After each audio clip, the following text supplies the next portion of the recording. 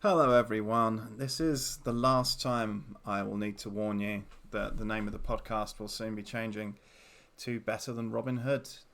So, at the beginning of this episode of the Pete and Fran podcast, you will hear me say, welcome to Better Than Robin Hood. Full disclosure about everything that will be happening in this episode. Do not adjust your set, do not panic. Full information is coming. So sit back and enjoy this episode of the Pete and Fran podcast that I will, of course, be referring to as Better Than Robin Hood. So enjoy. Strap yourself in. It's going to be a white knuckle ride. Cue that theme music.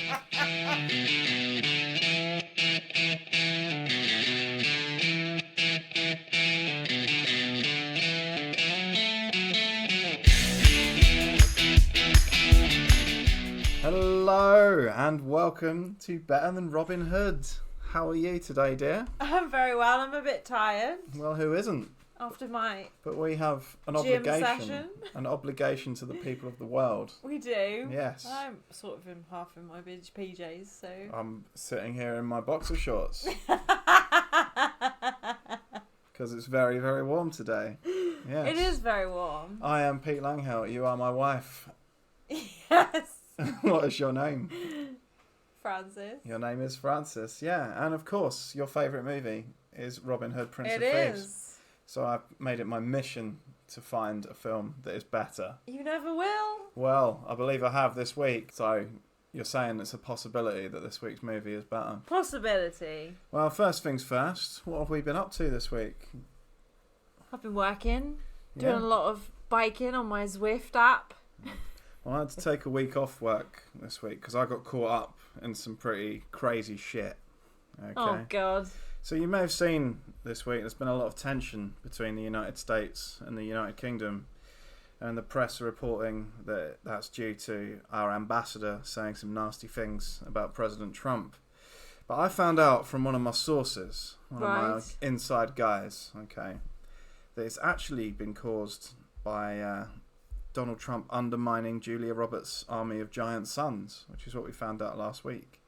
Right. Yeah. So she's found out Trump was trying to build this wall, which is going to make her army of giants redundant. So she's pissed. Oh, yeah. So, she is, isn't she? yeah, I needed to get the lowdown on what was going on, because there's a potential for a civil war between the US government and giants. But luckily, my good close friend Owen Wilson, oh, yeah, he contacted me via a Dropbox that we keep in Hollywood under a dog bowl. Oh, right, yeah. Near Roberts. Is that a dial telephone or one of those ones you have to wind round? No, he leaves a signal for me under Robert Duvall's dog bowl.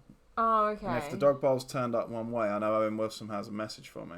Oh, okay. And I have to go to a quarry in San Bernardino. And then he leaves me a message that tells me where to meet him, which is usually a Walmart car park in somewhere in Beverly Hills. So I had to go meet him. Why Walmart? Because no one would think to look for Owen Wilson in a Walmart. No, I suppose not. He's more a Morrison's chap, isn't he? Yes, if they had Morrison's and, yeah, you know, he'd be a Whole Foods kind of guy, I think. Oh, right, yeah, He's quite wealthy. Yeah. So, yeah, I had to go meet Owen, and I thought for the podcast I'd record the conversation that we had. So let's hear that now.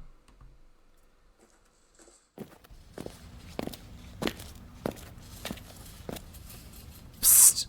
Owen, is that you? Why the secret meeting? Risk R? What risks are you taking? Tarnishing the brand. Right, okay. You said you had information about the ambassador scandal. You said you had information about Trump's giant-proof fence program, that he's all in favour of it. So, is he going to build that wall? And then all of a sudden he is not doing that. Why? Well, why all of a sudden? Are you worried about his welfare? They're beating him. Who? Who's beating him? Julia Roberts' giant sons? How's he going to get out of this? Some new training methods and dig deep and see if he still has what it takes to be a champion. Who does he need to beat? The big nemesis is Jackson Storm. He's not a meteorologist. Who's Jackson Storm? He is one of these young guns that is trying to take the title from our beloved. So you don't think Julia Roberts' army of giant sons can protect America from giants anymore? You know, her ideas and techniques can work. But do you like her? Oh, I love her. She's wonderful. Learn about her personal history. Why are you doing this for Trump, Owen? He's a dick. What, you in love with him? It was fun for us to kind of get to know each other and develop a relationship. I think it went great. Oh, you bumlicker. What do you like about him so much?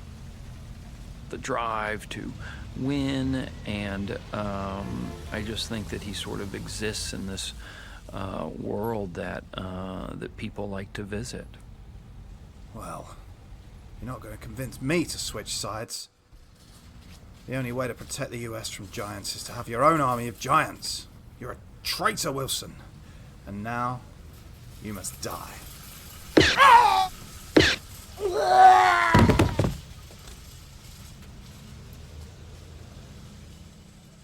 Well, that was how it went with Owen.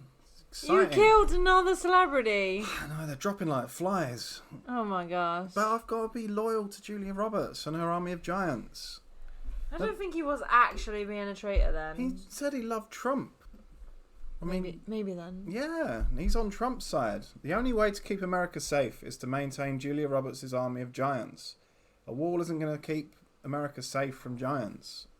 But who are the giants protecting people? Julia Roberts has an army of friendly giants that will protect America from evil giants. But Donald Trump's trying to undermine her with this wall. Right. Yeah, and Owen Wilson was part of his plot. Okay. So when you're reading in the papers about British ambassadors getting the sack for this, that or the other, really it's all coming down to giants. Yeah. So what, did giants write that stuff about Trump? Well, who knows what the giants are up to? Yeah. And we need to get to the bottom of this. I'm going to have to contact one of my other celebrity friends. And hopefully next week we'll know more about what's happening. Will you let me know? With the giant civil war in America. Anyway, I had to find a movie that was better than Robin Hood this week. And you know I like Sylvester Stallone. Well, this movie ties into many of the things we like. Does it? And we'll get to that in a second, because this week's movie is Tango and Cash, starring Sylvester Stallone. Yes. Kurt Russell, Teri Hatcher, and a host of other wonderful people. She has some spiffing tits, doesn't she? Teri Hatcher is, well, I forgot how goddamn sexy Teri Hatcher was. She's well sexy. Yeah. It was directed by, well, in the end, a number of people, but mainly Andrei Konchalovsky, a Russian director. What happened then? Well, later, Peter McDonald, who is an action director, but was mainly an assistant director or a second unit director. But he did direct Rambo 3 and Legionnaire. He had to step in and finish the film due to Andrei Konchalovsky getting fired at some point. So one thing I really did enjoy doing this week was doing some research into Tango and Cash, because there's a hell of a lot that went on. Oh, okay. There were some massive production issues, and this is where it ties into some of our other films. Yes, there were some massive production issues, because Cash was originally supposed to be played by Patrick Swayze.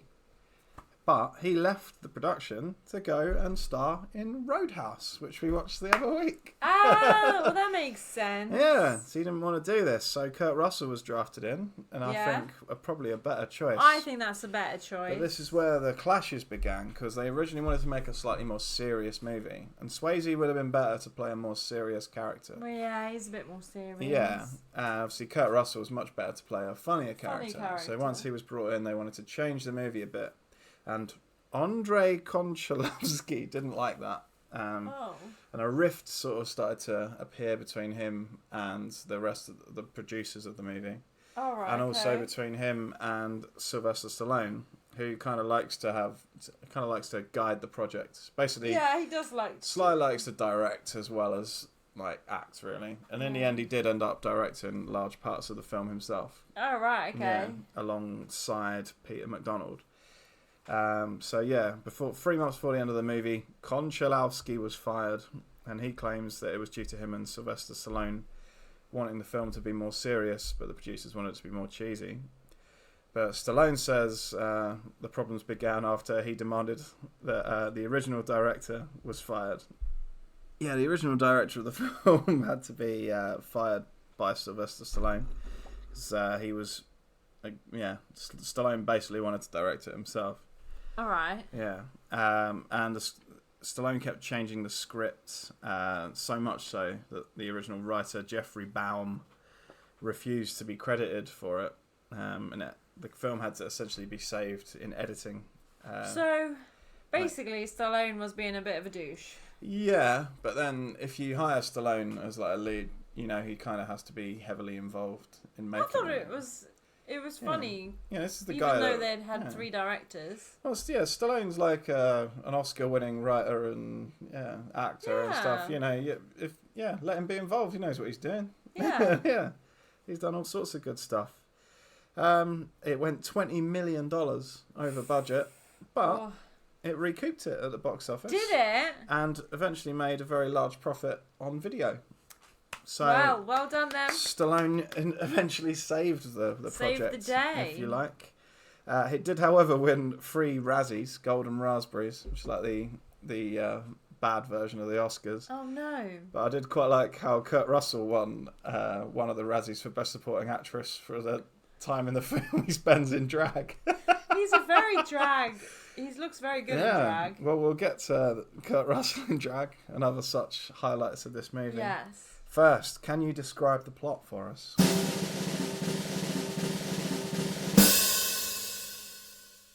Okay.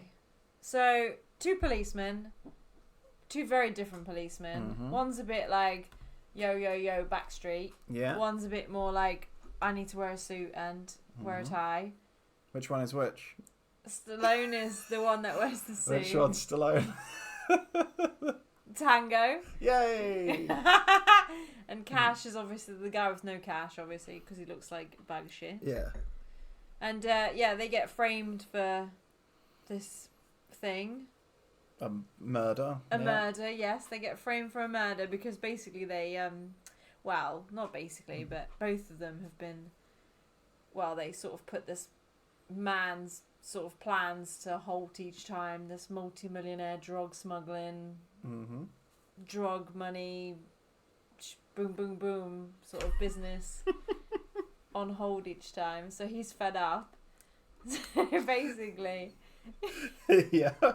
Basically, he decides that he's going to get them back, and for what they've done to him, and he sort of what's the word called when you Frame. That's it. Yeah. So he's going to frame these 2 cops, and how clever they are. They don't see it coming. No. Yeah. No, they don't. They're taken unawares. Yeah. Yeah. Yeah, by this British dude with a ponytail. Yep. Anyway, they get framed. They go to court. They plead guilty. Go to prison. It's meant to be a low maximum prison. However, they get put in this really bad prison, and all the guys want to bum them. Yeah. And kill them. And then they break out using an electrical cable. Yep. And then they break out, go into the real world again, and try and get back their names. They do, yeah. That is the plot of Tango and Cash. Yeah, it is, isn't it? Although, I suppose you could say that it's about 2 cops, one streetwise, one rich and posh. But he's not rich and posh. He is. They get framed for murder. They have to escape from prison and then take down the person that framed them. Yeah, but that's the boring version. Yeah, I do much prefer your descriptions. So, let's get on to some of the highlights of Tango and Cash.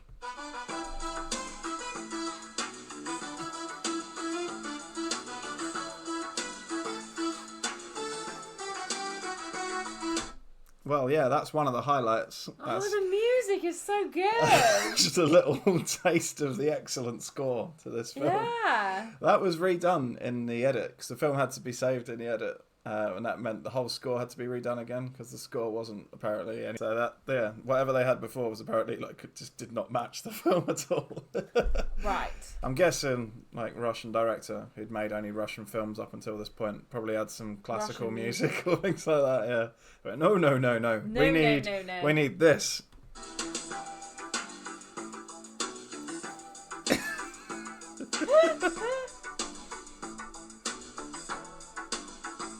Which is obviously far more superior. Very much so. And it's very 90s / end of the 80s. This film is 1989. Hence the reason Patrick Swayze had to leave to go and do Roadhouse, which was released in 1989. Yeah, so I've written down some highlights. Go on then. See if you agree with some of them. Yes. My first highlight is that Cash has a gun in his boot. Yes, he does. And very small gun. Well, yeah, I mean, he's got to go in your boot. It can't be that Yeah. big. So Cash goes to his apartment, driving in his very nice convertible. And he's admiring himself in the mirror. And then a Chinese man jumps out of the mirror and tries to shoot him in the chest. But luckily, Cash has his boot gun and is able to arrest the attacker. And yeah, that's what leads to them getting set up, really. That's all part of the setup. I also like when they cut to the main bad guy, who's played by Jack Palance. What, the guy with the square jaw? Yeah, no, that's Robert Zadar. We'll get to him right. later. Jack Palance is the old man, Mr. Parrot. Oh yeah, the one with the mice. Yeah, he's like the kingpin of all the gangs. He's got the triads and the cartel in his pocket. Yeah, he's played by Jack Palance, Curly from City Slickers. Yes, he is. And star of Shane, an Oscar-nominated actor, doing his best. I thought the baddie was good, but you don't see much of him. Well, no, but you do get to hear him make a little poem up about Ray Tango. Oh yeah, is that the one where he does about the mice? He watches them on a monitor, like, taking his drugs, and he says, Ray Tango. He waltzes in, he steals my drugs, and he tangos out again. I thought you were going to say, he's been tangoed. That would have been better. Yeah. Yeah, I thoroughly enjoyed that little poem. Yeah, he's hamming it up, and why not? It's a hammy role. He does a good job, Jack. He can do a bit of a Hammond. Yeah, I like Tango and Cashew's first meeting. They're like, dick measuring contests and things like that. When they're naked in the shower. Well, yeah, when they get to prison, there is a scene where they shower in the nude together, which you enjoyed. I do like their bottoms. Yeah, you had a right old perv, didn't you? I did. I mean, there's plenty for the ladies. There's naked, muscly men, but there's also a lot of boob. Not that much. There's boob almost immediately. In the very first car chase, there's some boob, and later when Cash visits a strip club, there's some boob. Yes. Yeah, and at the end of the movie, when Teri Hatcher is running away from an explosion. But she's got her boobs covered. It's just the way she's running. It doesn't leave much to the imagination. It's the very strong tank top that. Yeah, I mean, you could work out in that, and it would be fun to watch for a pervert like me. Yeah, they've got good chemistry, Stallone and Kurt Russell. Yes, they were both very complimentary about each other at the end of the movie. Stallone said he thoroughly enjoyed working with Kurt Russell. Yeah, they're both funny, aren't they? Yeah. They're both like good bands, don't they? Yeah, I think Stallone is people will underrate that he can actually act, and he's actually very good. He is very good. He can play different types of roles. He just he got very typecast in the 80s, I think. Yeah. As just like this big dumb guy. But as we've seen from like the later Rocky movies and especially the two Creed movies and stuff. One of my Stallone's a good actor. Yeah, one of my favourites is the first Rocky movie. Well, yeah, he's brilliant in that, and Rocky too. Yeah, the Rocky movies got a bit cheesy. 3 and 4 and 5. One of the end where he fights Billy Gunn in the street. That's terrible. Yeah, but yeah, Stallone's a good actor, and Kurt Russell's obviously absolutely superb. Very funny man, he is. Everyone does what they're supposed to do. It's a very good movie. Yes. Yeah. So we talked about the shower scene when they end up in prison, framed for murder, and in prison is Robert Zadar. Yes. B-movie veteran Robert Zadar. The man with the big jaw. Yeah, if you've never seen Robert Zadar before, I suggest having a Google of him to have a little look at his ginormous face. If you were a nurse and you saw him in the street, you'd think he had mumps. Well, he has got a condition which has caused his jaw to be enormous. What's that? I can't remember what it's called. It's like it's gigantism or something like that. Right. Yeah, he's got a genuine medical condition. But, however, he has used that to his advantage to have a very lucrative career in movies. He's been working pretty solidly most of his life. And very insensitively, his character's name in this film is Face. And he's in this. He's got a big role in this movie. Yeah. Pretty much from the moment they get in prison, he's got lines and he's in every scene while they're in prison. Yeah, he is. Yeah. I like him. And right up to the point where they escape and Sylvester Stallone electrocutes him. Damn, I've lost him. Yeah. So. Oh yeah, he gets electrocuted. He gets electrocuted. He's very good.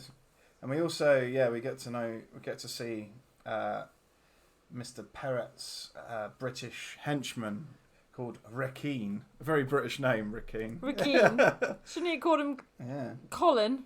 And this is my henchman, Colin. What else is really British? Nigel. Nigel. This is my henchman, Nigel. I do like when Kurt Russell's calls him a filthy immigrant, and Rakeen responds by going, "You fucking wanker." I think he might actually be British, but he really milks his Cockney accent. It's a bit like when they cast Charlie Hunnam to be... Don't take the piss out of Charlie Hunnam. Hollywood needs to know Charlie Hunnam can't do a Cockney accent. He can. He did it in football one. That's not a Cockney accent. It's really bad. He did, though. Yeah, but it's really bad. I watched a video game advert the other day. The new Watch Dogs game is set in London. And they go, well, we need a Hollywood actor to do a British accent. And they got fucking Charlie Hunnam to do a Cockney accent again. It's terrible. Charlie Hunnam can't do a Cockney accent. Yeah, but at least people know that and will recognise that. And then they'll go, yes, I need to get that game because he's got Charlie Hunnam's voice in it. But even Guy Ritchie cast him to do a Cockney accent in that god-awful King Arthur movie we watched. Yes. And that's so bad. That might be the worst film I've ever seen, that King Arthur movie. Yeah.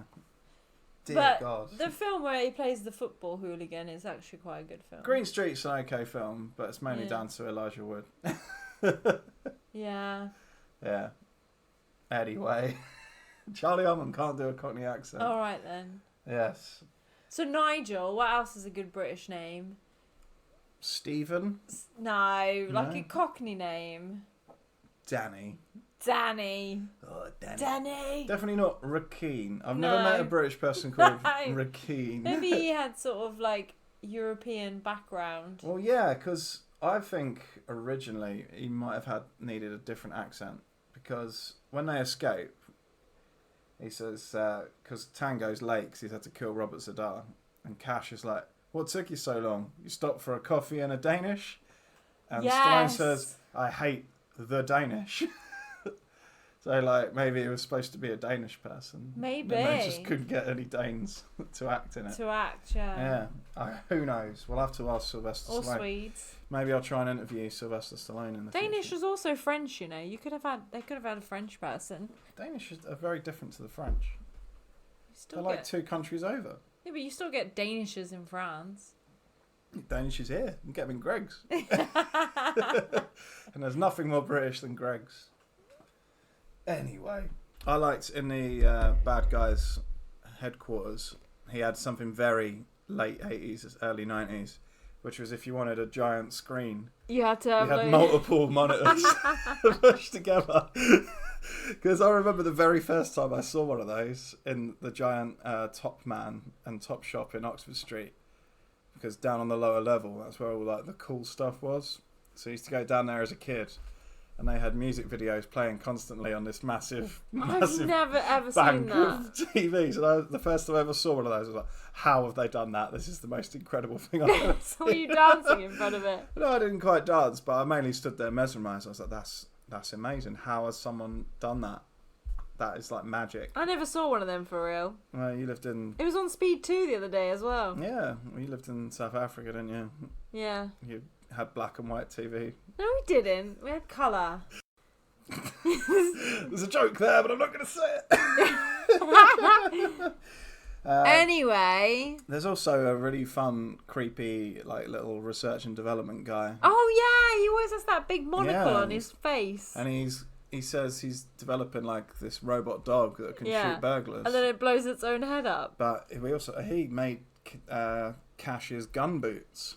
Which, I thought that would pay off at the end, but I mean we do already see him use the gun boots. Yeah. Yeah, so I'll let them off on that. Yeah.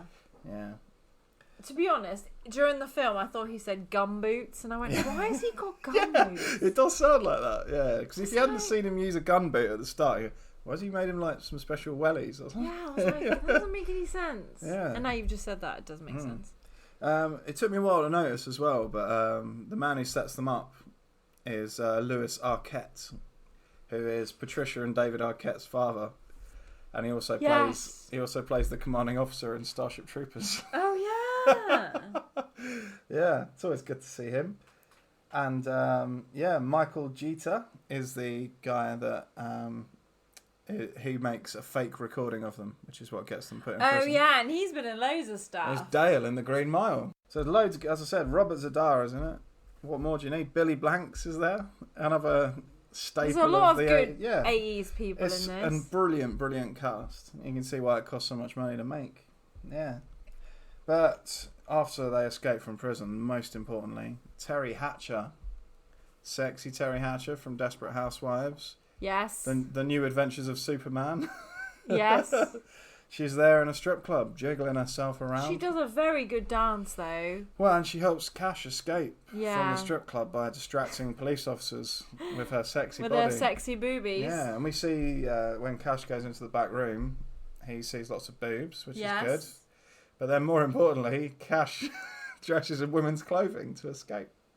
Do you know, for me, that literally made me laugh out loud. Kurt Russell in drag is the highlight of the movie. Absolutely. How, actually like a woman he looks is unreal. He seems to have found the time to shave his legs and everything, like in the short time it's taken to get ready. Well, he probably shaved them beforehand, didn't he? He didn't know he was going to have to dress as a woman, though. Yeah, but actually in real life he did. Well, yeah, obviously, but I mean, how would he have found time to shave his legs in the short time it takes him to escape? Maybe he's not a very hairy man, and he was wearing tights, as in pantyhose. Oh, I thought those were his bare legs. No. But you'd be able to see hair through pantyhose. Yes, you would. Yes. But naturally as well, because in any movie, when a man in drag is escaping from somewhere, there will always be one guard or police officer that will find the man in drag irresistible. Yes. And one of the cops is definitely immediately attracted to Kurt Russell in drag, even though it looks like a man. He's got legs up to here, though. I mean, not to judge, it's 2019. Maybe that's his thing. He's into... But it's the same cop that's distracted by sexy Teri Hatcher is then instantly into Kurt Russell in drag. So he's not got very high standards, shall we say. No, he's got beer goggles. Well, he might be a sex addict. Could be bisexual. Might be into all sorts of things. Yeah, but you don't actually see Kurt Russell's facial features very well. Well, you do at the end. and then the captain says, "Dags on bags." Oh, yeah. Yeah, because he asked them for a threesome, didn't he? Yeah, any chance of a freeway? And they go. No. And he pushes the glasses up with giving flick him the cigarettes finger. at him and all sorts. Yeah. Flick cigarettes and give him the finger. Yeah, and then they go back to Teri Hatcher's house.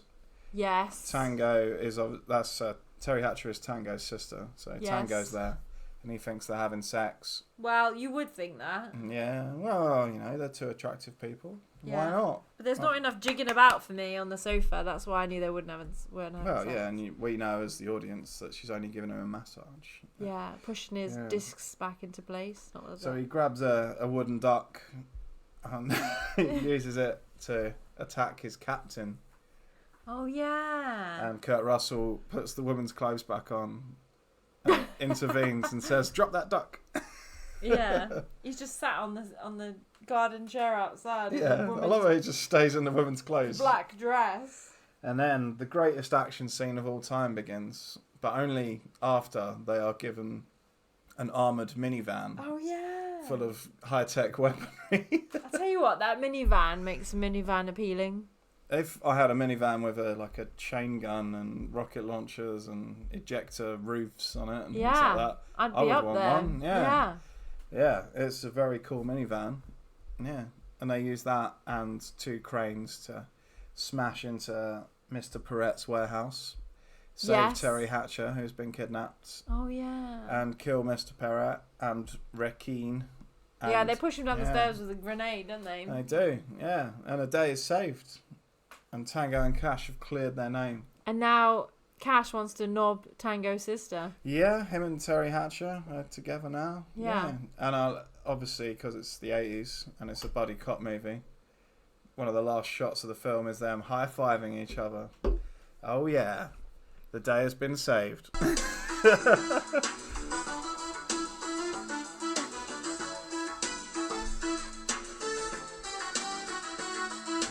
Yeah, the day's been saved. Like that, high five. High five by Tango and Cash. Yeah.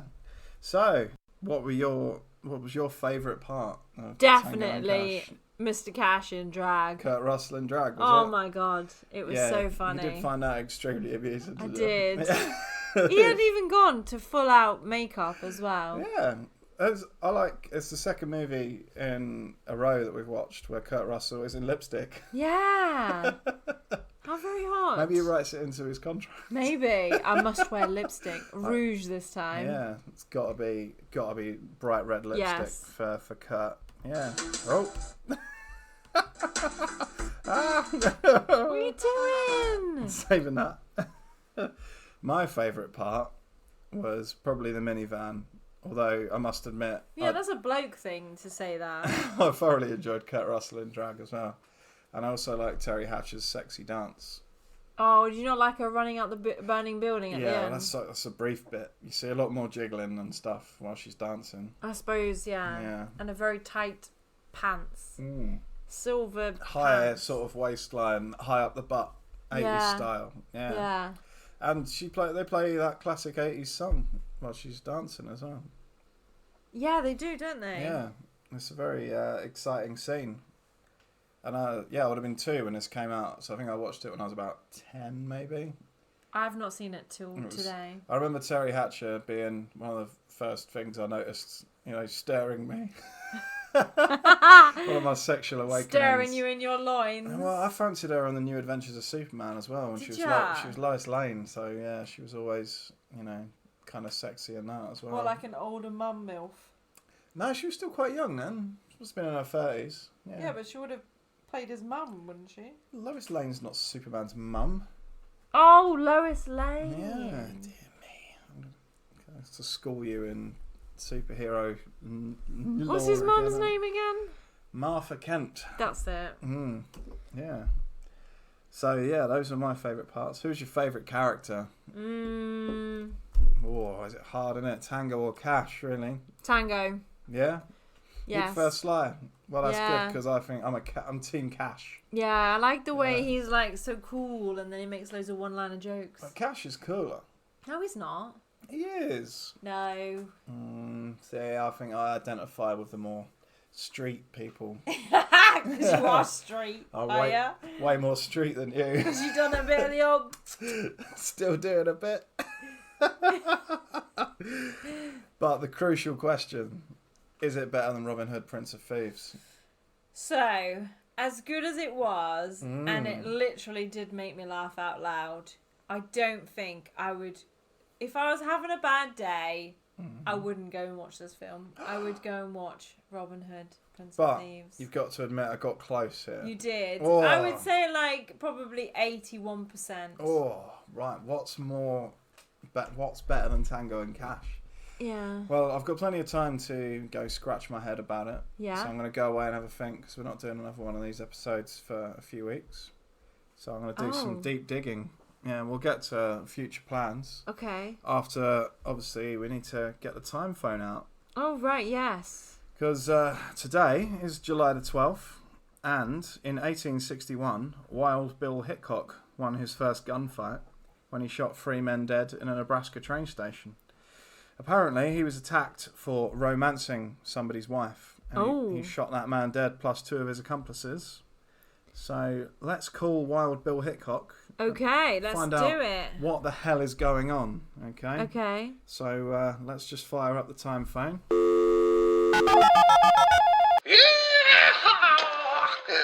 What's this device here? Use this now. Morning, Bill. It's Francis from the future. Oh, pretty maiden, huh? What can I do for you? Can we ask you some questions? Well, fire away. I'm a little bit busy, but I'm sure I can find a minute or two for a powerful young lady like you. Okay, thank you. Morning, Bill. Morning. How are you today? Well, I'm real peachy keen, Missy. Got me a spot of bother with the lawman after shooting some varmints out at the train station. But other than that, all is well. Guess I'll have to shoot my way out. Yeehaw! Wow, that sounds very exciting. What happened then in Nebraska? Well, I had to shoot a gentleman who had caught me being carnal with his good lady wife. He also had 2 companions, so I shot them too. And then I shot a poster of a train on the wall to teach Dad a lesson. I must admit, I should have been a bit more careful when I was romancing the rancher's wife.